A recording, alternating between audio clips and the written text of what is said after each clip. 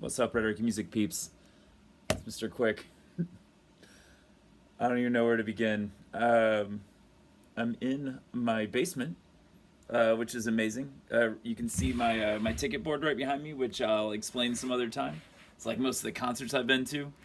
And then over here behind me is like is most of my record collection.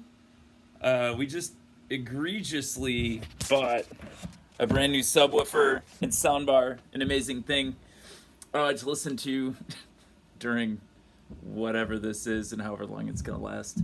I thought I'd share with you guys each day, just try to make a video about what we've been spinning, like what we're listening to in our house during the pandemic, which is just like music all day long every day. So I'm just gonna I'm about ready to put these back, but we listened to both Beatles 62, 66 greatest hits and Beatles 67, 70 greatest hits. I always liked it because it's kind of like the same picture, you know. So here's like the young Beatles in like 1962, 63, and then they later went back into the same hotel and took a picture of them as like the hippie Beatles, you know, which I think is super cool. This blue one especially is good. It's got like all the later trippy Beatles songs.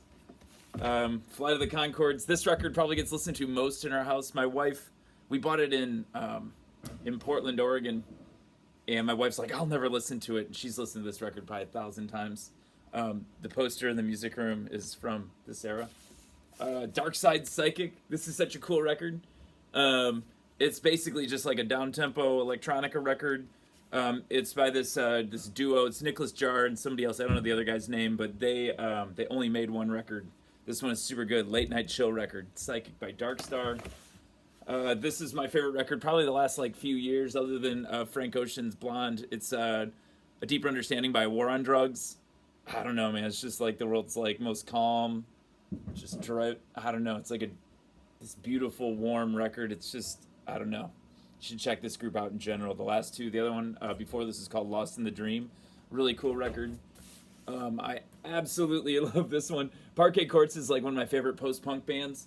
Sunbathing Animals, their second record. Their first one's called Light Up Gold. It's really, really good, but this one is my favorite. My wife and I drove to Detroit to see these guys play in a bar on the last day of school 1 month after this record came out. So I was just, the whole time I was in love with this record.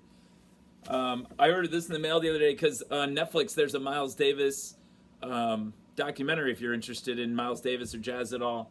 But this is the seminal jazz album probably of all time. It's the most accessible jazz album, especially if you don't listen to bebop. It's got John Coltrane playing sax on it. It's got Paul Cobb playing drums. Cannonball Adderley plays sax on it.